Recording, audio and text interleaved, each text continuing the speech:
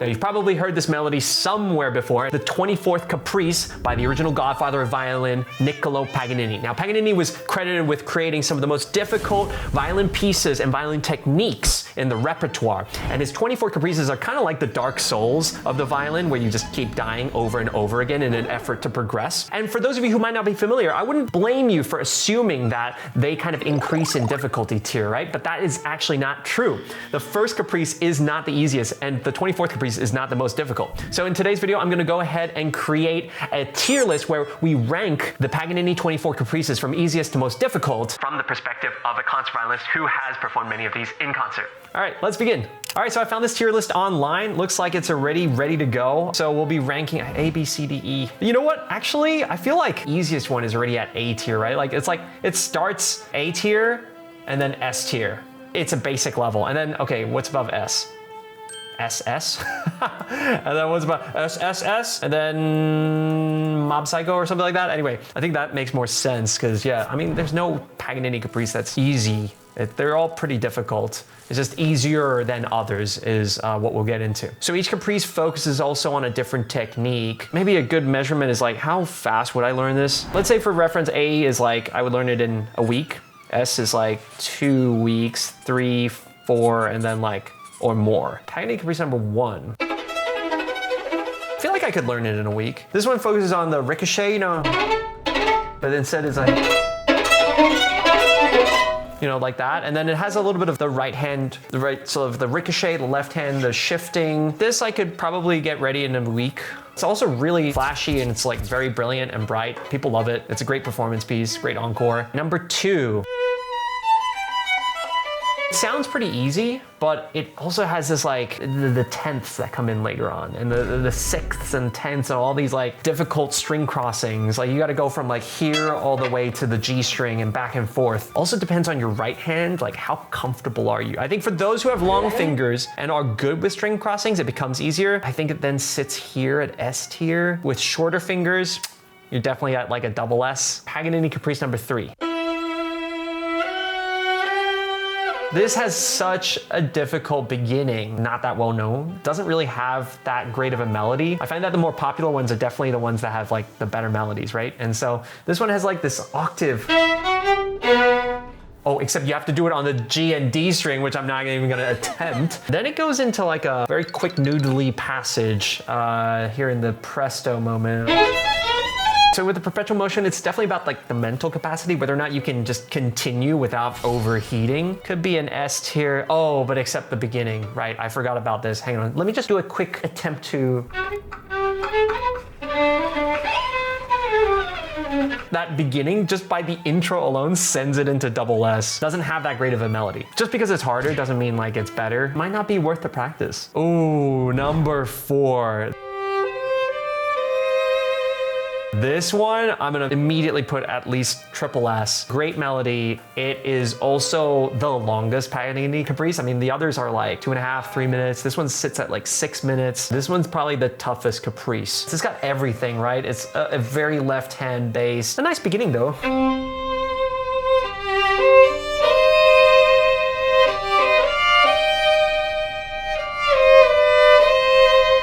But don't let that fool you, you know? It's got all these crazy like thirds. This one's tough. I think it would take me at least a month to prepare this. So I'm gonna put this maybe even up here. I would say that this is probably the most difficult. Since we have that extra row, we'll just put that there and then see how the others play out. Number 5, ooh, this one's fun. Starts with arpeggios, and then it goes into the second section, which is ricochet bowing. That's the original bowing. This one's easier if you don't use the original bowing, so a lot of people will just do. What makes it difficult is when you like have to spiccato. I guess ricochet 3 plus 1.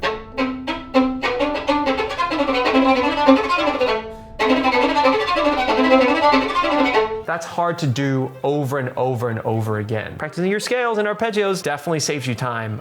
Double S, but significantly easier, like an A tier if you don't use the original bowing. Let's just put that here for now. Oh, number 6.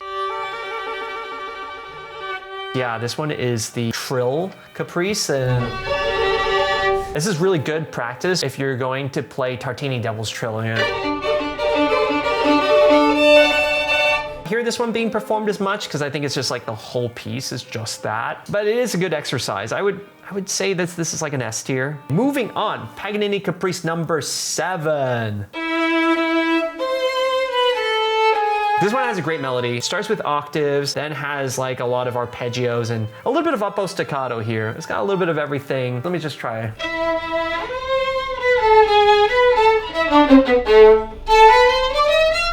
And then here.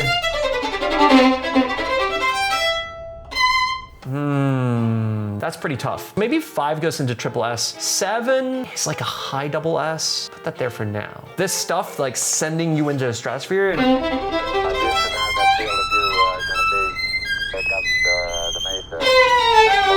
That'll give you a headache while you practice. Paganini Caprice number 8.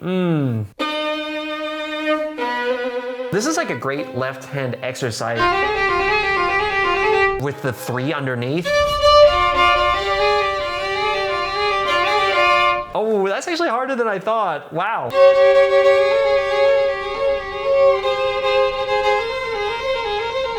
Definitely S tier. That's a little difficult. Number 9. Oh, this one is very popular. Has a really nice melody. And it has a great answer with like the G string part. I think it's very rewarding after you play it. Second section has like a lot of ricochet.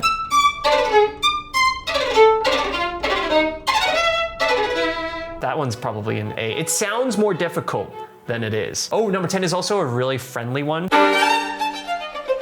Good entry point if you want to practice your up-bow staccato.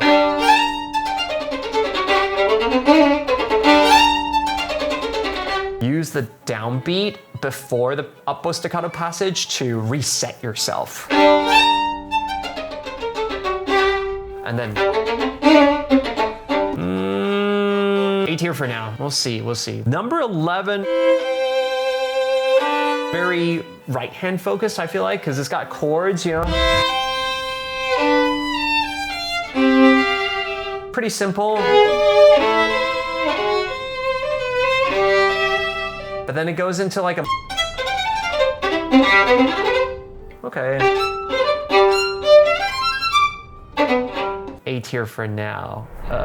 Let me know in the comments if you think otherwise. I mean, having a nice melody gives you something else to focus on when you're playing it. I'm enjoying the music and you have a distinct goal to get to versus when you don't have a nice melody and you're just like struggling. You won't even get the reward at the end. All right, number 12. I think this one is a really good one to practice before doing some of those other ones like number 4. It's basically like a broken down version of some of the other more difficult ones. Yeah, number 3 was the one with the unforgiving entrance. Maybe S because it's just hard to pull off. I want to leave A tier for like the ones that are like good. They're worth the time to practice. They make you sound good. S tier is like, oh man, you got to invest time into it and it might not even be a good payoff. Number 13.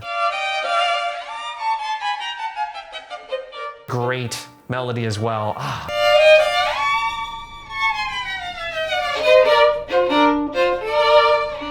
Da da da ya, da da da da da, and then you float down again. The second section is also really fun.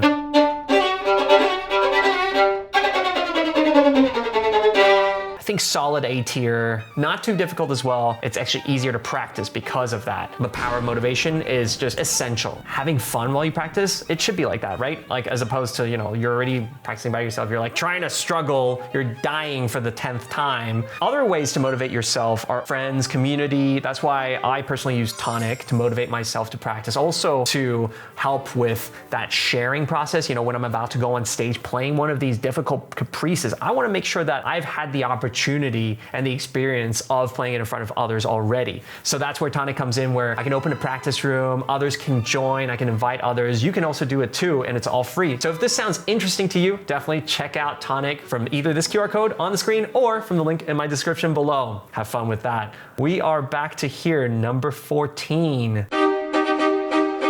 This has a great opening. It's like a herald, you know, call. Okay, that didn't work out so well. Oh my gosh, you really need to have long fingers for Paganini.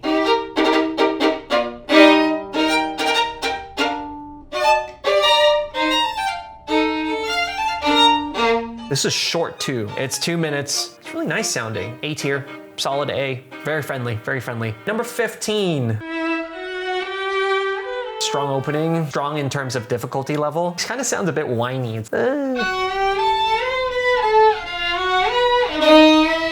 And then you have this like scampering kind of thing. Let me speed practice this. That took me a good minute to practice to get even sounding like to that level. Oh, it does have up bow staccato. It's more difficult when Paganini decides to throw in additional techniques. So if it only focuses on like maybe 2, you're okay. But then he has the third one because he's got octaves already, which is left hand, 3+1, which is in the right hand. You got shifting, which is basically every Paganini Caprice at this point. And then you have up bow staccato. So I'm gonna put that as double S. I think I would need a little bit more time for that, but that's just me personally because I suck at arpeggios. Number 16. Sounds easy if you play it at that speed. Let's listen to Perlman playing it. Yeah, it's got a bit of everything, right? It's like, oh, with tenths as well?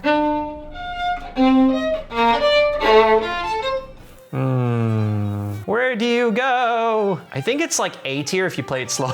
Everything's A tier if you play it slow. It could go up to like a double S depending on speed. You have to really have a high refresh rate in your brain. How I do it is I think about putting an accent on the front of like a beat for any kind of long passage. I think this one's definitely a double S. I would need like a 3-week period to get it up to that max speed there. All right, number 17.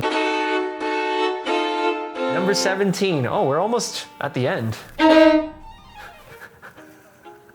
I just tried to play an E flat on two strings. I guess you could always set that up before you're like, oh yeah. Again, this like kind of herald, here I am.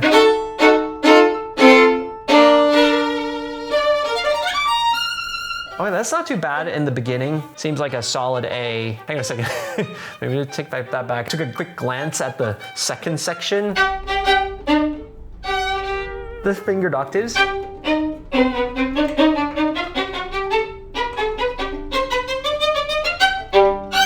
Really difficult, but also a really great exercise. I mean, after this, you can pretty much play or finger any octave. Sends it into triple S? No, double S. 3 weeks and I could do this. Maybe even 2 if I practiced every day on tonic. 2 weeks, yeah, pretty fair. For all of you who have practiced this and you're like, but this was killing me. Let me know in the comments if you disagree. Number 18. Has like a little trumpet beginning. This is all on the G string, so you have to be really confident to be able to play something just on one string like that. And then, okay, it has a pretty good melody, but definitely harder than some of the other ones like number 10. I think S tier. Okay, let's go to number 19. Not easy beginnings. This is like a classic example. Who does this? Paganini does this. Okay, I could play this on the E and A. But instead he's just like, no, you gotta do it up here. And then shift again. Just those 4 bars destroys your confidence.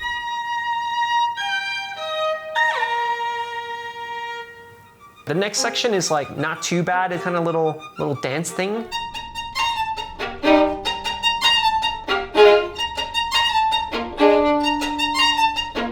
Kind of cute, right? The next section after that though is not so cute. G string again. This is what's hard. If you did just that, that would be fine. But instead he's like,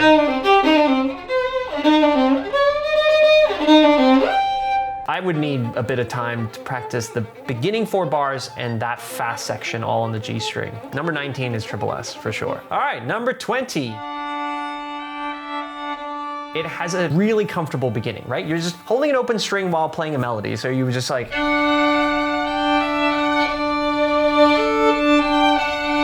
You're basically playing Beauty and the Beast, right? Beauty and the Beast. Even in the double stop section, it's pretty much just sixths with an open D string. The second section,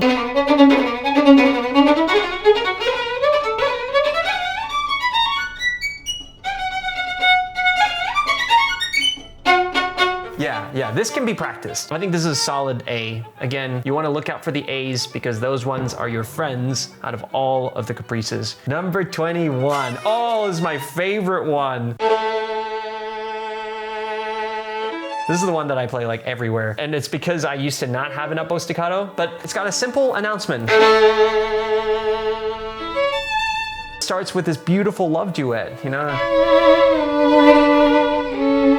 I'm just a simple boy in a countryside living. But then it gets like, very sentimental stuff. Second section has this crazy up bow staccato. I think it also has the most emotional message out of all of the 24 caprices. Most of the caprices are like, here I am, look at my technique. Ah, aren't I good? And you're like kind of playing to just a bunch of violinists who are also like, wow, that's amazing. I'm gonna put this in the A tier. However, if you don't have an up bow staccato, it is a lot more difficult, but like the double S even. So since I said that, why don't we put it in the S tier just because it's like in between. 22. I don't even know what 22 sounds like.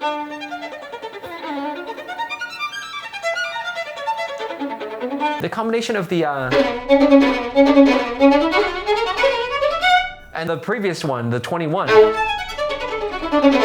So instead it sounds like they combined together. I could just do this.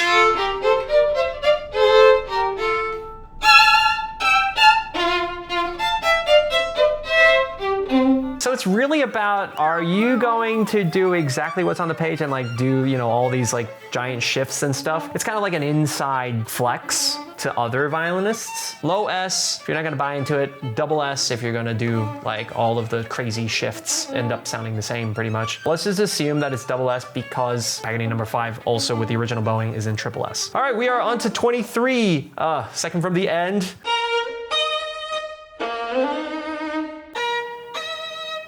Okay, it's got that typical, here I am. Wow. This is all about the octaves. Sends it at least into maybe even triple S. Let me listen to the second section there.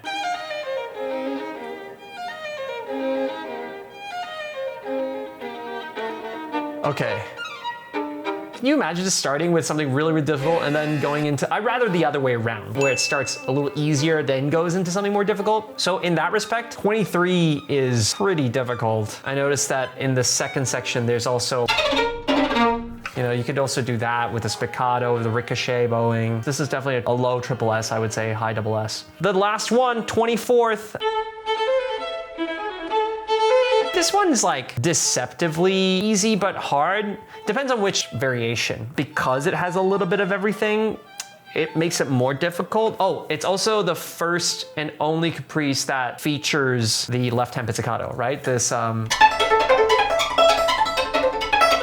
Paganini was credited with inventing that technique. If your bridge is high enough, if you have enough spacing on your fingerboard, that'll make it a lot easier. Like for me, when I play on one of my other instruments, it's a lot more difficult because the bridge is a little bit lower. Oh, and it's also, of course, the most bang for your buck. I mean, like everyone recognizes it. It sounds a lot more difficult than it is. It's entertaining, ends on such a grand scale there at the end. You really get the most out of this particular caprice. I don't want to say it's an A tier. It's definitely a little more difficult than A tier, but it's not into the double S or like the others. S tier for Paganini Caprice number 24. So there you have it, guys. That's it for the 24 caprices. We have our numbers here. So again, for those of you who are looking to practice or playing a caprice at your next audition, competition, or just for fun, check out this list here. And if you're interested in checking out other tier lists, I made one for concertos, another video where I made with Jasmine Choi, the flutist, where we go into the difficulties of what makes Paganini Caprice number 24 difficult on the violin versus the flute. So with that being said, see you in the next video or in your practice room on Tonic.